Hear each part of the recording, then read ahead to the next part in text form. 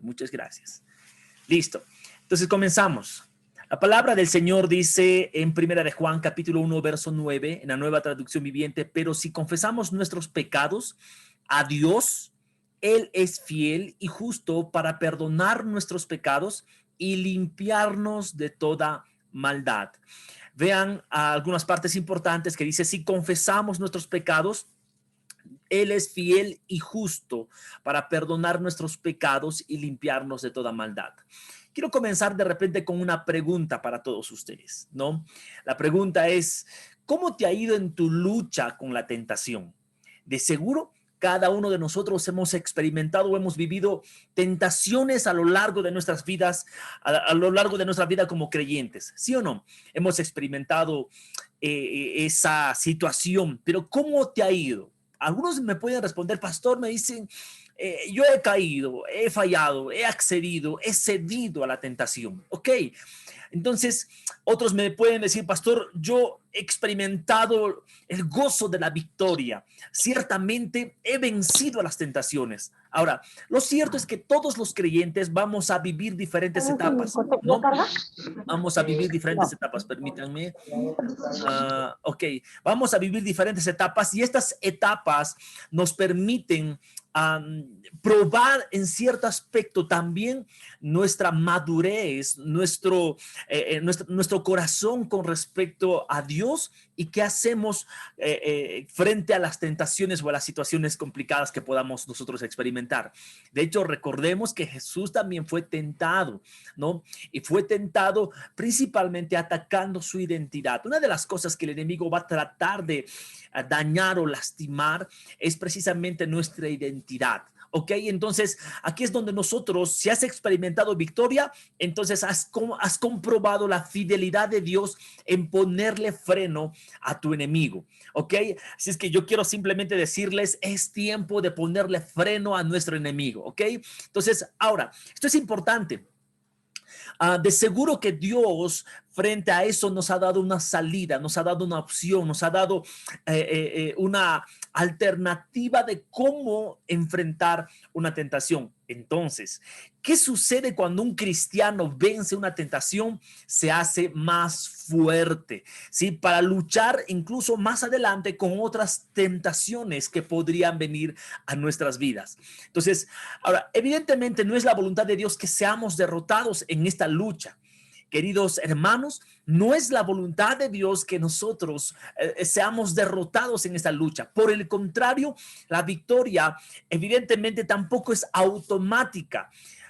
Pero hay que entender algo que se llama la naturaleza pecaminosa. No, hay algo que surge en nosotros como una lucha. Algunos me dicen: pastor, pero yo no quiero, entiendo que no debo, pero lo hago. ¿Por qué pasa esto? ¿No? Entonces, aquí es donde vamos a hablar un poco sobre la naturaleza pecaminosa, y para ello yo quiero mostrarles un pequeño video, ¿ok? Que nos va a hablar sobre esta situación. ¿Ok? Entonces, este es un ejemplo nada más con respecto a esto, y quisiera que presten mucha atención al siguiente video, ¿ya? Que nos va a dar un poco más de fundamento con respecto a esto de la naturaleza pecaminosa. Termina a veces siendo un poco incomprensible, pero es importante que nosotros lo entendamos, ¿ok? Bien, entonces vamos con este aspecto de la naturaleza pecaminosa. ¿Crees que es posible ser perfecto en esta vida? La respuesta a esta pregunta dependerá de tu definición de perfección. Dentro del cristianismo existe una línea de personas que defienden el perfeccionismo. Para ellos, los cristianos deberían alcanzar una etapa en la vida de impecabilidad. La exención completa de los pecados sería para ellos el símbolo de la perfección. Por lo tanto, tal discurso no puede ser defendido. Según la Biblia, todos nosotros ya nacemos pecadores y seguimos luchando contra la naturaleza pecaminosa hasta el regreso de Jesús. Pero, ¿qué significa ser perfecto en la perspectiva bíblica? La respuesta para esto se puede encontrar en el capítulo 7 de la segunda carta que Pablo escribió a la iglesia de Corinto. En el primer versículo leemos: así que, amados, puesto que tenemos tales promesas, limpiémonos de toda contaminación de carne y de espíritu, perfeccionando la santidad en el temor de Dios. La palabra perfeccionando significa un proceso progresivo y no un punto final. Es decir, ser perfecto es estar en un proceso de crecimiento. Para ilustrar, basta imaginar la escena de un bebé recién nacido. Cuando nace, el padre pregunta al médico si el niño nació bien. El médico entonces responde: el bebé nació perfecto. Ahora piense, ¿cómo nació perfecto? Él nace generalmente calvo y sin dientes, no sabe hablar ni caminar. Sin embargo, hablamos que el bebé nació perfecto, pues para aquella etapa de la vida él está con el desarrollo completo. Pero si pasan 5 años y el bebé continúa calvo, sin dientes, sin andar o hablar, nadie va a decir que él es perfecto. Algo está mal con él, pues el proceso natural de un bebé perfecto es su crecimiento y desarrollo. En la vida espiritual no es diferente. Cuando nacemos en el reino de Cristo somos bebés. Entonces iniciamos un proceso de crecimiento espiritual. Y la única forma de saber si estoy en el proceso de perfeccionamiento es observar si estoy creciendo a cada día. Así, perfección no será un punto de llegada, sino una jornada que me lleva a nuevos lugares a cada nuevo paso.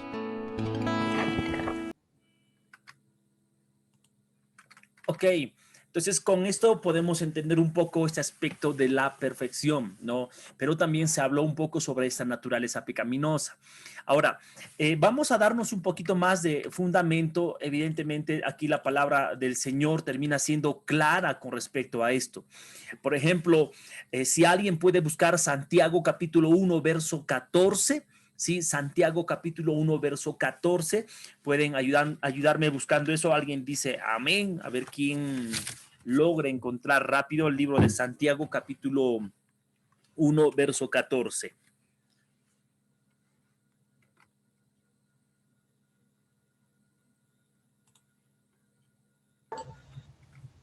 Pastor, yo lo tengo. Ok, adelante, Melia.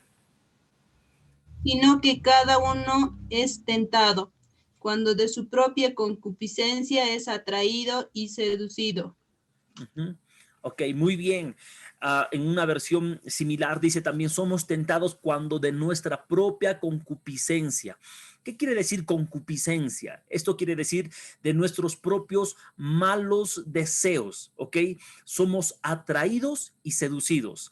Recuerden que aquí está evidenciando un poco nuestra naturaleza. Evidentemente la tentación lo manifiesta o lo hace el diablo con el propósito de dañarnos o destruirnos, o con el propósito de alejarnos o afectar nuestra comunión con el Señor. Pero esto comienza a surgir cuando de nuestra propia concupiscencia, es decir, nuestros propios malos deseos, nosotros tenemos esto, somos atraídos y seducidos. Surge a partir de algo que no ha sido formado, de algo que está en proceso de cambio, de algo que está en proceso de transformación. Así es que si pensabas de que un día te convertiste al Señor y para el día siguiente tu hermano que está yendo a la iglesia iba a ser perfecto, te equivocabas. Porque ahora entendimos que perfeccionamiento habla de ese proceso, ¿verdad? De ese proceso progresivo de cambio, ¿no? Lo que, dicho de otra manera, significaría el proceso de santificación. ¿Ok? El proceso de santificación. Entonces, dentro de la conversión de un creyente existen etapas. La etapa de la conversión, es decir, de la decisión a Cristo, la etapa de la santificación y la etapa de la glorificación, ¿no? Que es ya cuando nosotros nos vamos con Cristo a una nueva vida, etcétera, lo que nos promete el Señor en Apocalipsis. En un momento postrero hablaremos de esto más claramente, pero son etapas, ¿ok? Entonces, pero la segunda etapa es esa etapa de la santificación, lo que nos invita a entender un poco más con respecto a este tema de la naturaleza pecaminosa. Existen diferentes posturas con respecto a este tema de la naturaleza pecaminosa. Dicho de otra manera, teológicamente, hay un término que se usa y es la depravación total. ¿A qué se refiere con depravación total? A que todos hemos pecado. Por ejemplo, vayan buscando Romanos 5:12, otra persona me busca Romanos 3:9 y otra persona me busca Gálatas 3:22. Digo de otra manera, otra vez, Romanos 5:12, Romanos 3:9 y Gálatas 3:22. ¿Quién tiene Romanos 5:12? Por favor, lo puede leer. Amén, amén, Ok, pastor. adelante, Úrsula. Dice la palabra de Dios: cuando Adán pecó, el pecado entró en el mundo. El pecado de Adán introdujo la muerte, de modo que la muerte se extendió a todos, porque todos pecaron. Amén. Ok, genial. Entonces, este versículo nos da una claridad, ¿no? De cómo es que el ser humano se corrompió y por causa de él, toda la descendencia humana, ¿no? Y nosotros creemos en este aspecto de que fuimos hechos y diseñados y creados por el Señor, y a partir de Adán ingresó el pecado. Claro, entre Adán y Eva ingresó el pecado a la humanidad, y por causa de esto, toda la humanidad ha sido concebido fuera de la gracia o de la voluntad de nuestro Señor, en el sentido de que hemos pecado, es decir, nos hemos alejado del Señor. Es decir, un día estábamos dentro de una casa y por alguna cuestión de rebeldía, por una cuestión de desobediencia, salimos de la casa. Entonces, todos esos hijos, por ejemplo, que nacen en otra provincia, en otro lugar, terminan adquiriendo esa nacionalidad, ¿sí o no? Terminan adquiriendo como que entonces uno dice, yo ya no soy cusqueño, dice, ya soy limeño porque nació en otro lugar. Ya algo similar surge en esta situación, cuando ya nace fuera del diseño original creado dentro de la voluntad del Señor, nacemos fuera. Entonces nosotros nacemos dentro de esa naturaleza pecaminosa, lo que explicaría que esta es la razón por la que nosotros tenemos una predisposición al pecado. ¿Ok? Esto no es algo del que uno pueda sentirse mal necesariamente, pero sí del que tiene que estar atento. ¿Ok? Este es un tema del que uno tiene que estar atento, porque nuestra naturaleza de por sí tiene esa predisposición a lo malo, a sacar ventaja, a ser egoísta, a buscar de repente un bien propio antes que el otro, y sin importar cómo pueda estar o no la otra persona, ¿no? Entonces, esa es una predisposición que existe. ¿Quién tiene Romanos 3:9, por favor? Romanos 3:9. Amén, Yo, pastor. pastor. Ok, Luis Fernando. Ya. Romanos 3:9. ¿Qué pues? ¿Somos nosotros mejores que ellos? Pues ya hemos acusado a judíos y a gentiles, que todos están bajo pecado. Amén, pastor. Ok, entonces ahí indica, por ejemplo, quiénes están bajo el pecado.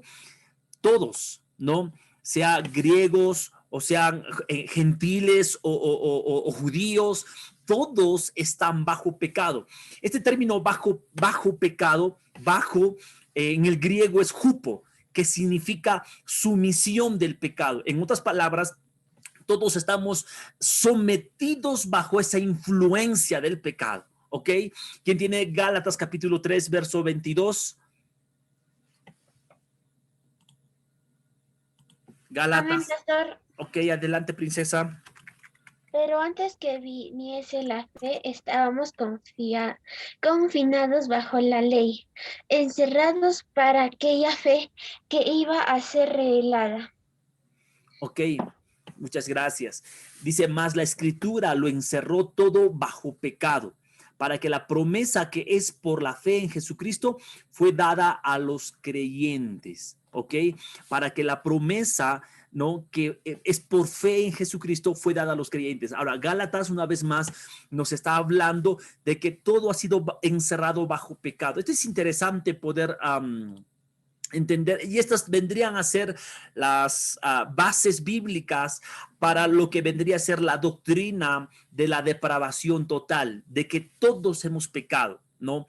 O en otra versión, por ejemplo, dice, pero las escrituras declaran que todos somos prisioneros del pecado, así que recibimos la promesa de libertad que Dios hizo únicamente por creer en Jesucristo. Ahora, hablando un poco también con respecto a este tema de la depravación total, existen posturas, como les estaba indicando.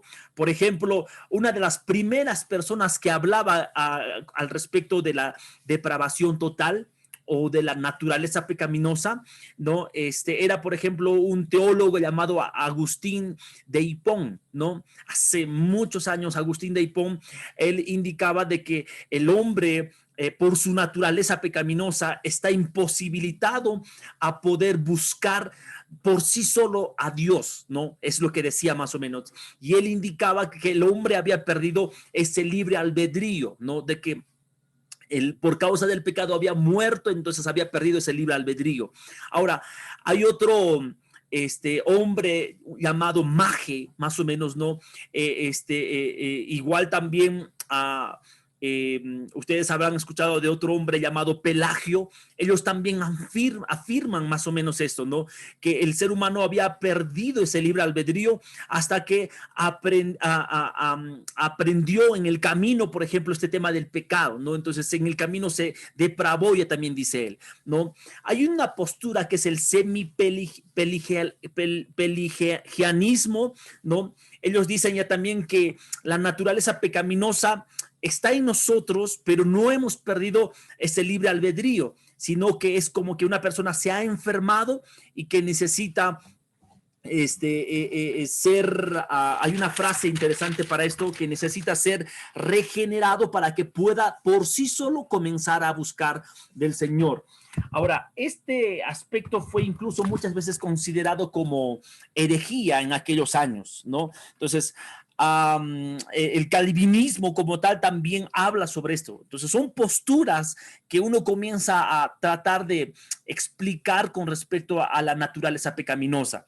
Pero hay otra postura que es de repente a la que más nosotros nos acercamos, y es a la de otro hombre que propone lo siguiente, ¿no? Arminio ya también propone lo siguiente, y él dice que nosotros no se niega la naturaleza pecaminosa, ¿no? Como acabamos de leer varios versículos, no se niega esta naturaleza de la depravación total, es decir, que toda la humanidad está sumida bajo el pecado, esto no niega, pero lo que dice el calvinismo es de que ellos necesitan ser regenerados para recién allí encontrar este aspecto de la redención o de la salvación, ¿no? En cambio, lo que propone el arminianismo es de que esto surge por gracia, ¿no? Y esta gracia, a partir de el creer o de la decisión de fe que nosotros tomemos, va a traer un verdadero cambio o verdadero arrepentimiento,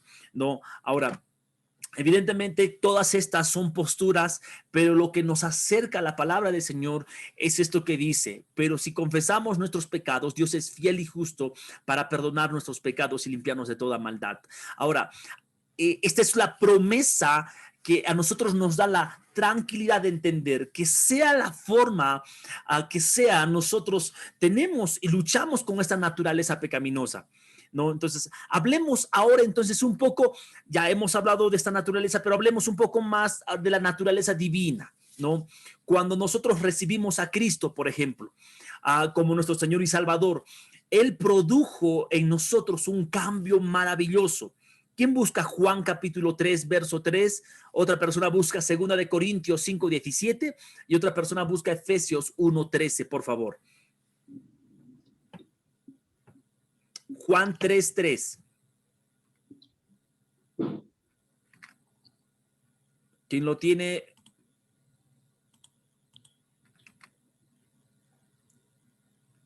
Ok. Juan 3, 3. Ya, bien. Mientras lo van buscando, otras personas buscan 2 de Corintios 5, 17. Yo 2 de Corintios 5, 17. Ya, Juan 3, 3. Te aseguro que si una persona no nace de nuevo, no podrá ver el reino de Dios. Ok, entonces, si la naturaleza pecaminosa nos ha condenado a muerte, la naturaleza divina, lo que nos otorga por medio de Jesucristo es ¿qué cosa? Una nueva vida, es decir, que hemos nacido de nuevo según Juan 3:3, ¿verdad? Respondiendo Jesús les dijo: de cierto te digo que el que no naciere de nuevo no puede ver el reino de Dios. Entonces, la naturaleza divina lo que trae a nosotros es un nuevo nacimiento, es un nuevo comienzo, ¿ok? 2 de Corintios 5:17. Esto significa que todo el que pertenece a Cristo se ha convertido en una persona nueva. La vida antigua ha pasado, una nueva vida ha comenzado. En Nueva Traducción Viviente, en Reina Valera dice que si uno está en Cristo, nueva criatura es, las cosas viejas pasaron y aquí todas son hechas nuevas. Amén. Ok, perfecto. Entonces, la naturaleza divina en nosotros, lo que también hace por medio de Jesucristo, nuestro Señor y Salvador, es que nos hace nuevas criaturas, nuevas personas. Nacemos de nuevo, somos nuevos, ¿verdad? Lo que el calvinismo diría la regeneración, ¿verdad? Pero esto no surge propiamente por algo, sino es por gracia. Es decir, que no nos los merecíamos, estábamos condenados a muerte, etcétera. Entonces, por eso es que la palabra del Señor indica claramente este aspecto, ¿no? Ahora, Efesios 1:13. ¿Quién tiene Efesios 1:13? Yo, pastor. Adelante. Buenas noches, paz. Y dice Efesios 1:13.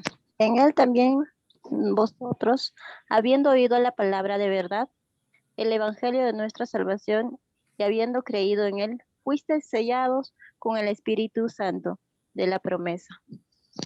Ok, muy bien. Entonces, en este aspecto, el Espíritu Santo viene a ser ese sello o esa garantía de nuestra salvación, ¿no? Porque ahora vive y permanece en ti. Entonces, esa garantía, ¿verdad? Cuando nosotros compramos un producto, que es lo que nos dan y lo que necesitamos es que algo falla o está malogrado, es esa garantía, ¿verdad? ¿Y qué significa la garantía? De que lo pueden arreglar, lo pueden solucionar, ¿verdad? Y es esa garantía que no queremos perder muchas veces ya. Lo mismo surge cuando nosotros somos salvos por Cristo, pero evidentemente puede que caigamos en alguna tentación. No perdemos la salvación como tal porque hay una garantía que es el Espíritu Santo en nosotros que nos dice, ok, se puede arreglar, lo vamos a arreglar. Y ahí viene cuando el creyente es restaurado, ¿no? Cuando el creyente es restaurado, porque el caminar, por eso decíamos que la perfección es un proceso. ¿Ok? Ahora vayamos con un siguiente punto que es interesante. Estábamos hablando sobre la naturaleza pecaminosa. Entonces, todavía existe en nosotros esa lucha, ¿sí o no? Una lucha entre la carne y el espíritu, ¿no? Entonces, pero dentro de nosotros hay esa inclinación natural hacia el pecado, ¿no? Entonces, no es algo que uno se sienta orgulloso de decir, sí, yo me siento orgulloso de esa naturaleza, no.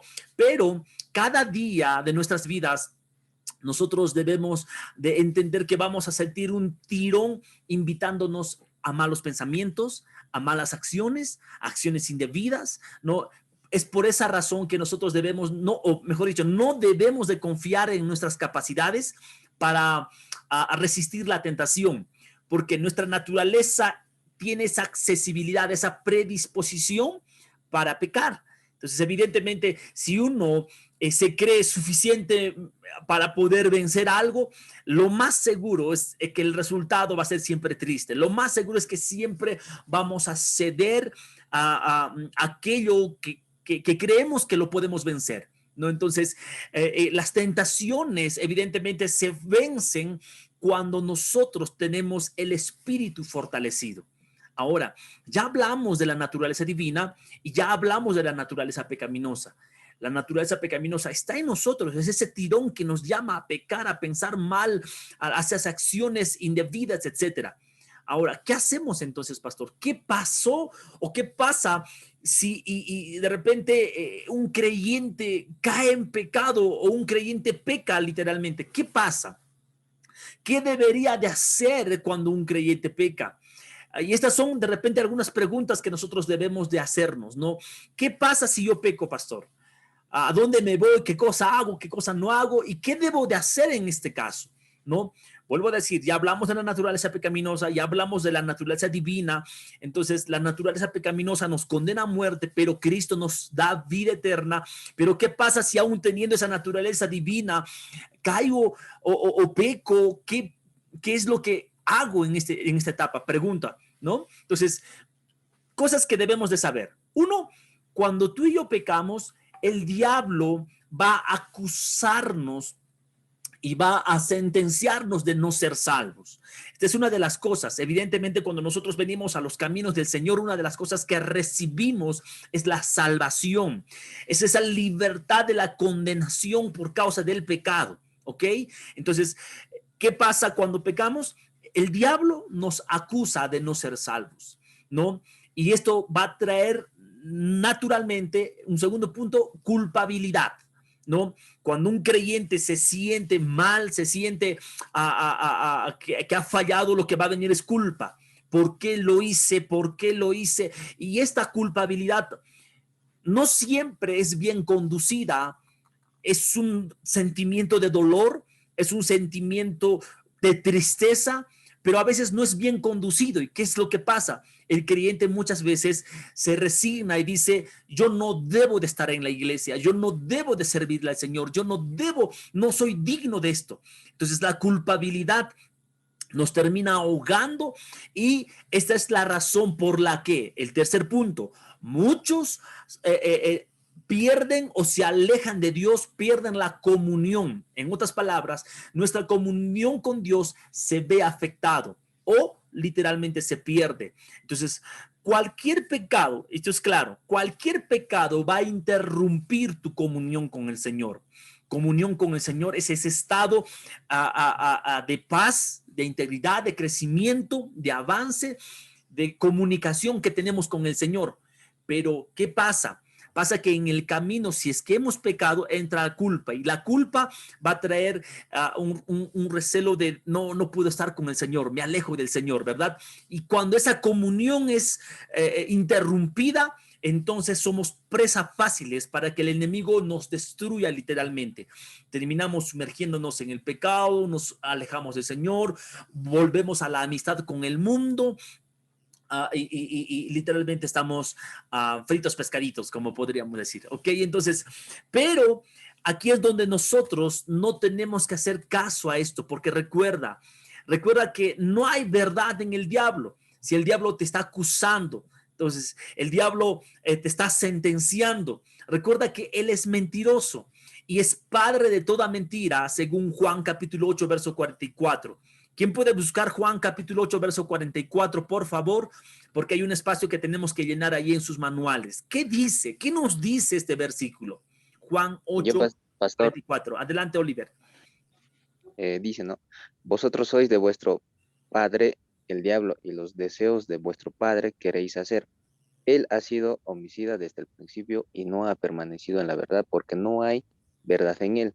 Cuando habla mentira, de suyo habla, porque es mentiroso y padre de mentira.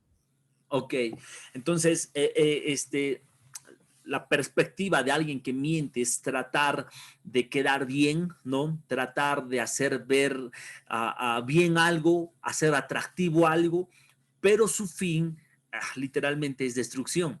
Entonces, según Juan 8:8 dice que él es padre de mentiras, ¿no? Él es su naturaleza, él es mentira. Entonces, no podemos creer, pero vuelvo a decir, nos volvemos vulnerables al diablo cuando pecamos, porque él lo que hace es acusarnos, señalarnos, sentenciarnos, ¿ok? Entonces, y si tú permites esa acusación, viene en ti culpabilidad. Y la culpabilidad no va a traer arrepentimiento, la culpabilidad lo que va a traer es un sentimiento de dolor, un sentimiento de angustia, ¿no? Nos vamos a sentir mal, nos vamos a sentir frustrados. Y con estos sentimientos mal manejados, no nos acercamos al Señor, nos alejamos peor de Él. Todo comenzó porque le creímos al enemigo, ¿ok? Entonces, pero ¿qué es lo que sucede realmente? No perdemos la salvación, pero lo que sí perdemos en ese momento es el gozo de la salvación. Es esa convicción que existía en tu corazón y que se ve afectado por causa de esto, pero tu salvación no la has perdido. Ahora, cuando pecas, no dejas de ser hijo de Dios, pero sí te vuelves en un hijo desobediente, ¿ok? Entonces, por lo tanto, necesitamos arreglar cuentas con el Padre a quien hemos ofendido. Recuerda que todo pecado es ofensa a Dios. Dios no puede concebir su naturaleza divina con el pecado. O sea, si quieres estar bien con el Señor, pero te mantienes en el pecado, esto no coexiste. Entonces nos engañamos de pensar que estamos bien con el Señor si todavía estamos sumergidos en ciertos pecados. ¿Ok? Entonces, lo que necesitamos hacer es realmente arrepentirnos.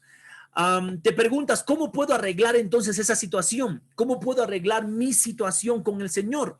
La respuesta está en primera de Juan 1, 9, que es el versículo que hemos leído. Si confesamos nuestros pecados, Dios es fiel y justo para perdonar nuestros pecados y limpiarnos de toda maldad. Entonces, ¿qué es lo que debemos de hacer? Confesar nuestros pecados, ¿ok? Confesar nuestros pecados. Entonces, ¿cómo experimentamos eso que necesitamos? ¿Cómo experimentamos ese perdón de Dios? Ese perdón va a traer reconciliación y por ende restauración, ¿ok? Dios en su obra maravillosa, la obra que ha empezado lo quiere perfeccionar, lo quiere hacer pasar en el proceso, pero el enemigo quiere impedir que ese proceso se cumpla y va a hacer todos los medios posibles a través de las tentaciones para interrumpir ese proceso de formación, ¿ok? Entonces, a través del pecado, y el pecado va a ser esa piedra que no nos va a permitir avanzar. Esa piedra que se vuelve una carga, culpa en la mente, es una cadena que nos ata, etcétera. Y para nosotros seguir avanzando en el crecimiento del proceso de santificación, necesitamos solucionar esto. Necesitamos, claro, uno, entender que estamos en eso y necesitamos solucionarlo. ¿Y cómo se soluciona? Si confesamos nuestros pecados, Él es fiel y justo. Entonces, cuando pecas hay dos cosas que tienes que hacer. Número uno, confesar tus pecados. Y número dos, confiar en su promesa. ¿Ok? ¿Y cuál es esa promesa? Que el Señor nos va a perdonar y nos va a limpiar. ¿Ok? Él es fiel y justo. ¿Ok? Él es fiel y justo para perdonarnos y para limpiarnos de toda maldad. Esa es una promesa. El Señor nos va a perdonar y nos va a limpiar. Ahora, esta promesa tiene que ser para ti la garantía de que hay una obra redentora a favor de nosotros, pero la llavecita, evidentemente, es la confesión que nos abre la puerta. La llave es la confesión. El perdón es básicamente la puerta abierta, ¿sí? Y cuando ingresas a ese lugar vas a experimentar el perdón y la limpieza de Dios, ¿no? Entonces, ¿por qué hay muchos creyentes que no experimentan todavía el tema del perdón? Sienten culpa, ¿no? Porque no han usado todavía la llavecita. ¿Y cuál es esa llavecita? La confesión del pecado. ¿Ok? La confesión del pecado. Ahora, para que surja confesión del pecado, tiene que existir la admisión del pecado. Es decir, admito que he pecado, acepto que soy pecador, ¿no? Eso te lleva a la confesión. Y una vez que lo confiesas, entonces se abre la puerta del perdón, ¿no? Y el perdón nos ingresa a las promesas de Dios. Y las promesas, ¿cuáles? Según primera de Juan 1:9, nos va a perdonar y nos va a limpiar. Perdonar incluso hace la representación de sanar algo que no está bien, ¿no? Si has venido, como el hijo pródigo, la figura del hijo pródigo, ¿no? Ok, entonces, en relación con la confesión, hay dos cosas que tenemos que hacer. La primera, que cuando confesamos nuestros pecados debe de ser hecha directamente a Dios, ¿ok? La confesión no es algo de repente que uno busque intermediarios o algo por el estilo. Cuando pecamos no debemos de confesar nuestros pecados directamente a Dios porque contra Él directamente hemos pecado, ¿ok? Entonces debe de ser, y la segunda es que debe de ser hecha prontamente. Cuando hemos pecado, lo más pronto, no esperes, porque mientras esperas más en confesar tu pecado, viene el enemigo con mentiras, con engaños, con artimañas. No te cansas de pedirle perdón, ¿no? Esta vez sí ya la fregaste, no la vas a poder solucionar, ¿verdad? Entonces todo eso termina ahogando al cristiano. Entonces, dos cosas que tienes que entender con respecto a la confesión. Número uno, que tiene que ser hecha directamente a Dios. Y número dos, hazlo pronto. Entonces, cuando pecamos, estamos desobedeciendo la ley de Dios, ¿ok? Esto es importante, estamos menospreciando la autoridad de Dios. Cuando pecamos, nos apartamos de la santidad de Dios. Cuando pecamos, herimos con ingratitud el amor de Dios. Wow, este es fuerte.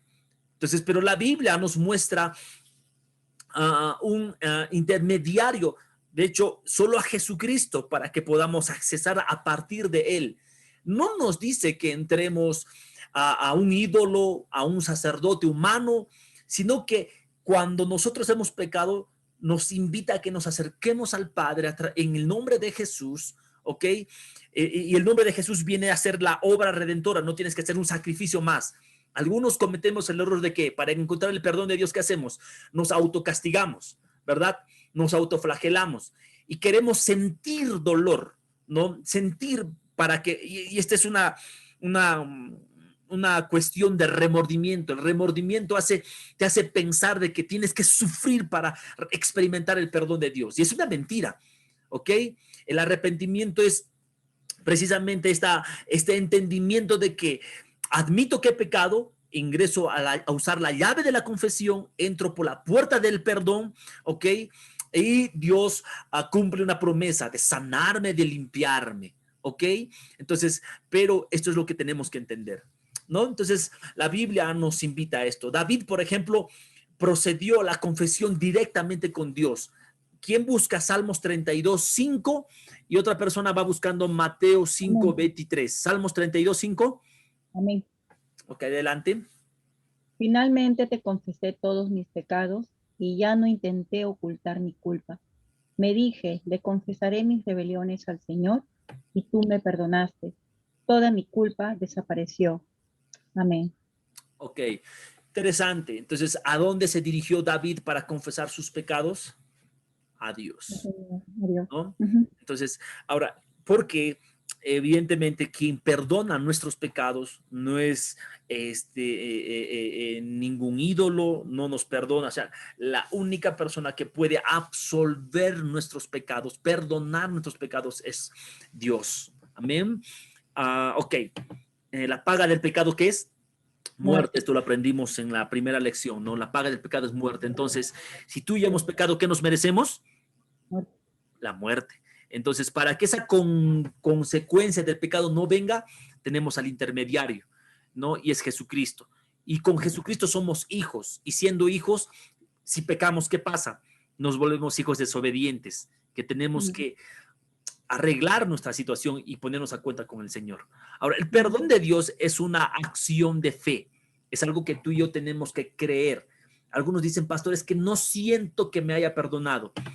Y ¿sabes qué? Lo que pasa es que ahí está operando ya el remordimiento, porque el remordimiento quiere que sientas dolor, que llores, que sufras, para que tú sientas que realmente has sido perdonado. Y sabes que el Señor dice, sacrificios no quiero, sino obediencia. ¿Ok? Entonces, esto es importante. Ahora, el otro punto es el perdón para con nuestro prójimo. Seguimos hablando de perdón, ¿no? En Mateo 5:23, ¿quién tiene? Y otra persona ya vaya buscando Santiago 5:16, por favor. Mateo 5:23.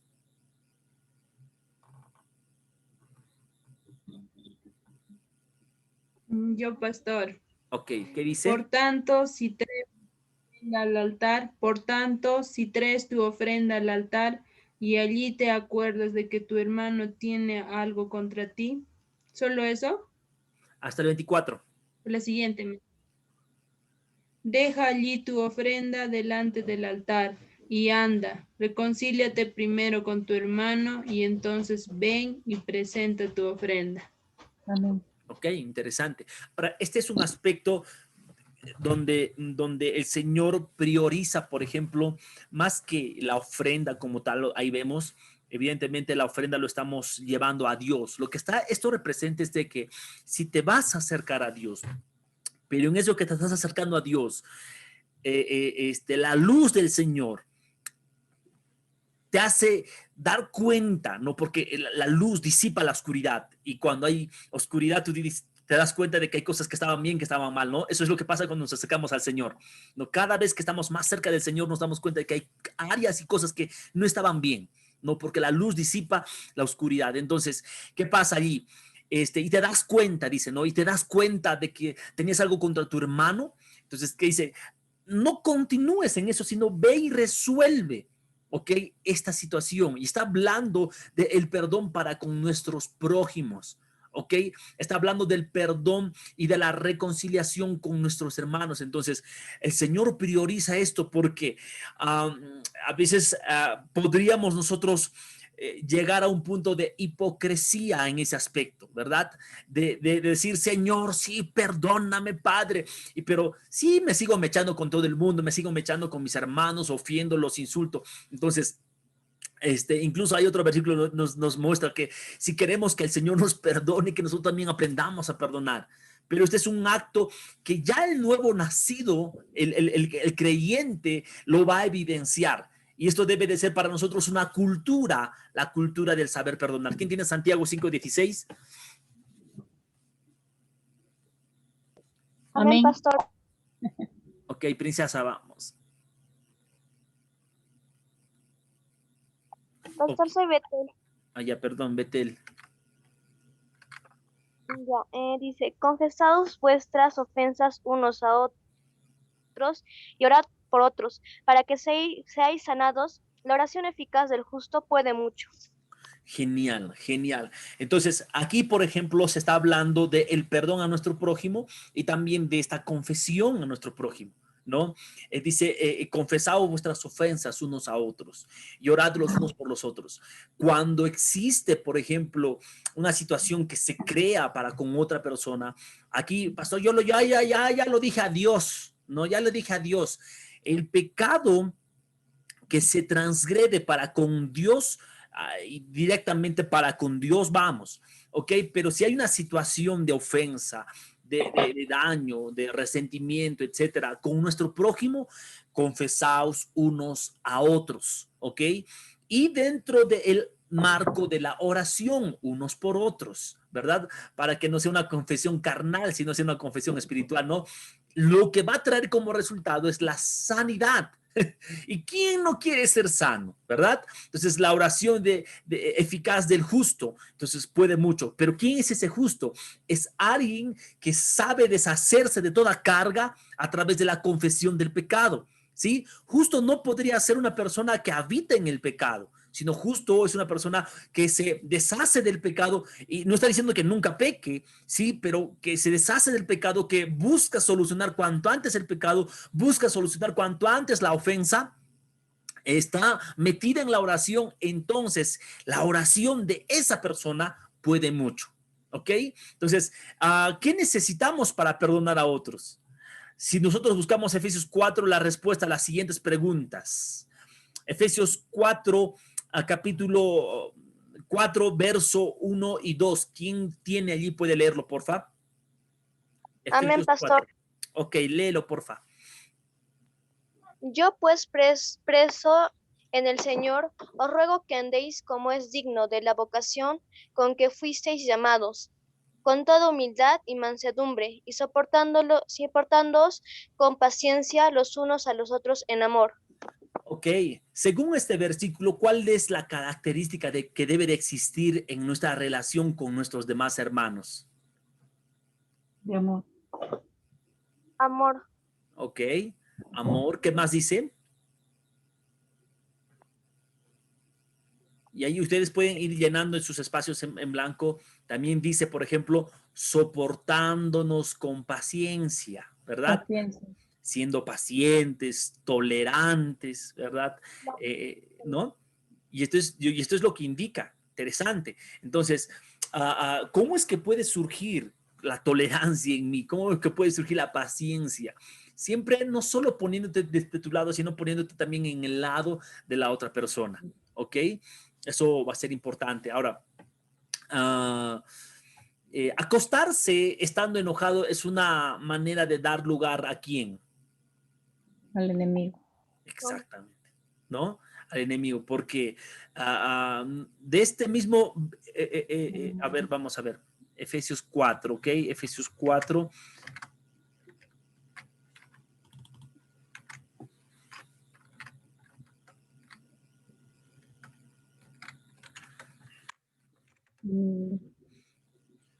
Por ejemplo, dice el verso 26, airaos, pero no pequéis, no se ponga el sol sobre vuestro enojo.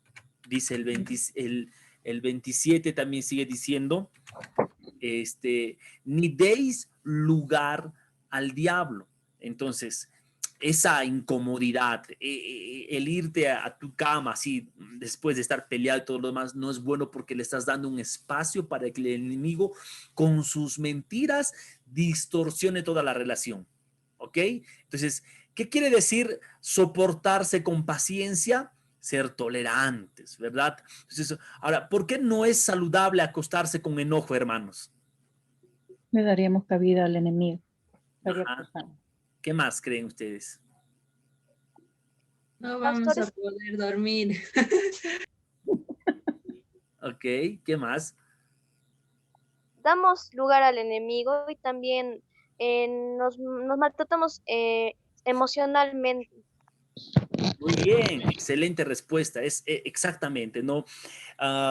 Uno va acostumbrándose, ¿no? A este tipo de sentimientos. Entonces, ya no puede ni siquiera descansar en paz, sino descansa con el enojo. Y lo peligroso es que a veces nos acostumbramos a eso, ¿no? Eso es peligroso. Ahora, meditemos por un momento. ¿En qué formas podría Satanás ganar ventaja si permitimos que el rencor se apodere de nosotros? ¿No? Si permitimos que ese rencor se apodere de nosotros, ¿de qué maneras? Esto es algo que ustedes personalmente pueden responder. Por ejemplo, ¿no? Va a sacar ventaja para poder afectar a mis hijos. Si yo me incomodo y no me reconcilio con mis hijos, se van a alejar. Con mi pareja igual, entre mis hermanos. Entonces, siempre va a tener una consecuencia, ¿no? Entonces, yo les hago esta pregunta, ustedes responden sí o no. Si no perdono a otros, ¿podría ser libre? No. Ok. ¿Podría convertirme en preso de la amargura? Sí. ¿Puedo estar bien con Dios y odiar a mi hermano? No. Al perdonar, ¿quién sufre más? ¿Yo o el otro? Yo. Al no perdonar, ¿verdad? Entonces es interesante. Efesios 4:31.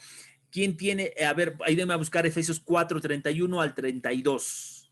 Amén. Ok, ¿qué dice? Líbrense de toda amargura, furia, enojo, palabras ásperas, calumnias y toda clase de mala conducta. Por el contrario, sean amables unos con otros, sean de buen corazón y perdónense unos a otros, tal como Dios los ha perdonado a ustedes por medio de Cristo. Amén. Genial. Entonces, la respuesta, por ejemplo, que produce la amargura, que menciona el verso 31, el 32 nos da una alternativa contra esa amargura, ¿no? Y esa alternativa, ¿cuál vendría a ser? El enojo. No, la alternativa para desechar esa amargura. Ah, ya. Bueno. El verso 32 está la respuesta. Sí. Hay que ser amables, ¿no? Hay que ser de buen corazón, perdonarnos unos a otros. El verso 32, si lo puedes leer. Por el contrario, sean amables unos con otros, sean de buen corazón y perdónense unos a otros, tal como Dios los ha perdonado a ustedes por medio de Cristo. Entonces, tal como Dios los ha perdonado por medio de Cristo, la pregunta es, ¿cuál es el modelo para perdonar a otros? Cristo. Exacto. Entonces, Amén. así como Cristo nos perdonó, ¿no? Nosotros aprendamos a perdonar. Si leemos, por ejemplo, Romanos 12:18, vamos a contestar algunas preguntas. Por ejemplo, ayúdenme a buscar Romanos 12:18.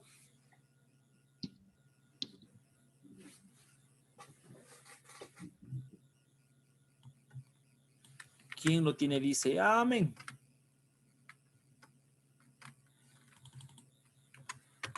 Yo, pastor. Ok, Meli, adelante.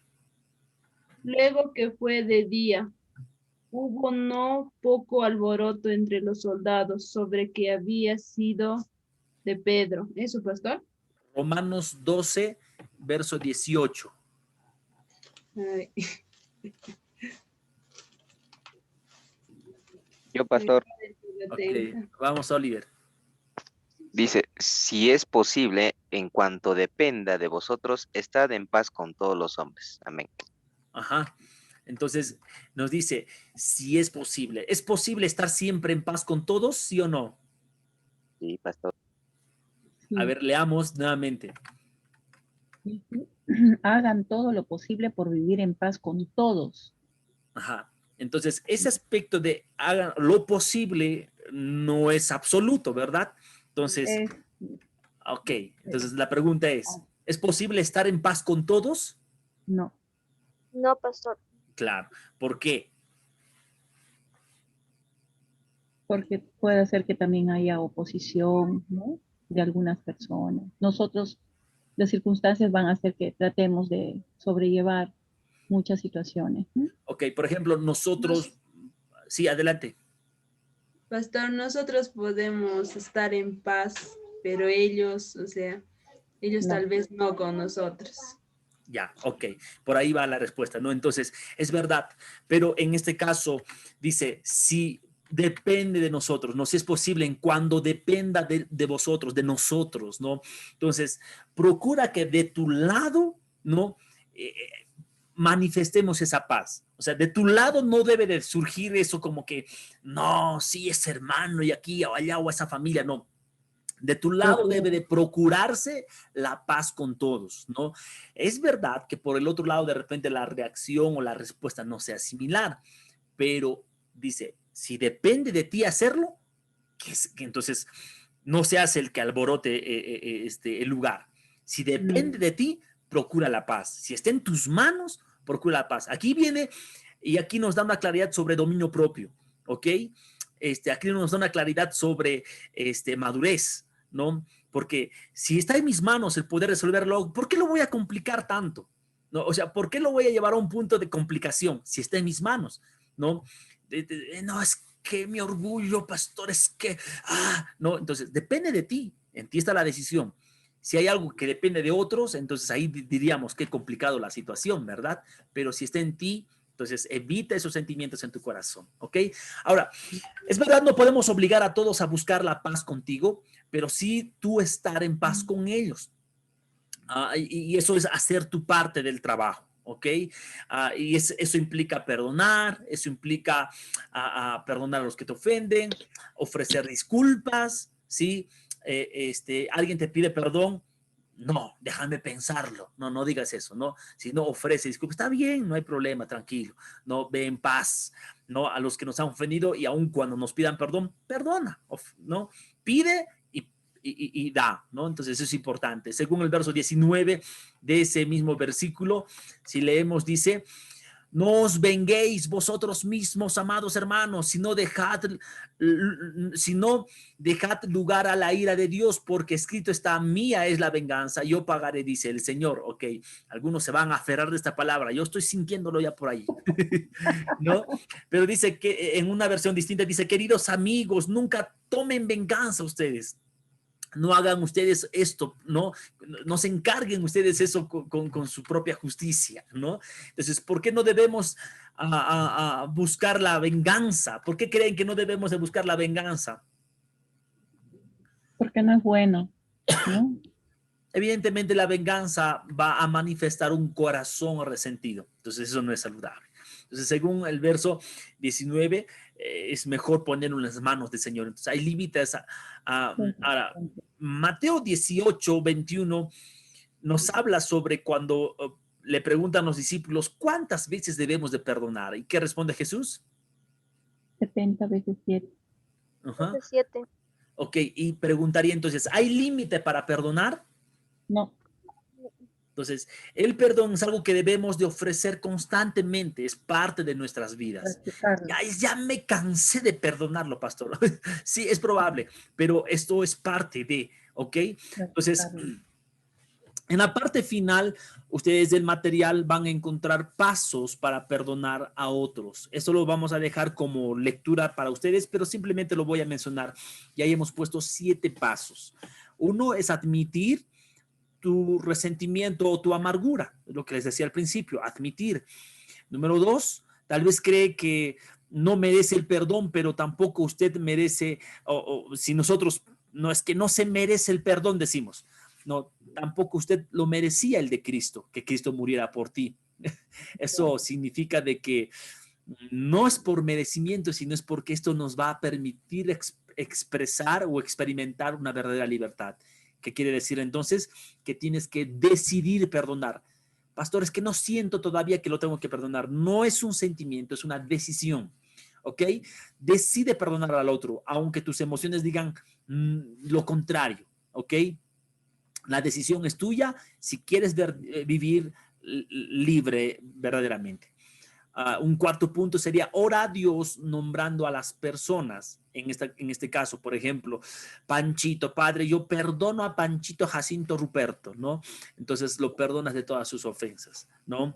Ahora, aquí viene otra decisión. Decide no seguir recriminando a esa persona. Te perdono, al día siguiente otra vez lo mismo, ¿por qué lo estás haciendo? No, y vuelve a la recriminación. Y ahí es donde tú tienes que decidir no recriminar, sino decir, Señor, ayúdame, dame paciencia, dame la paz, ayúdame a entender a mi hermano, ¿no? Entonces, eso es importante, ¿ok? Entonces, cuando viene a la mente, por ejemplo, esa ofensa, diga, yo ya lo perdoné, me rehúso a seguir aceptando, porque el enemigo va a tratar de meter cizaña siempre, ¿ok?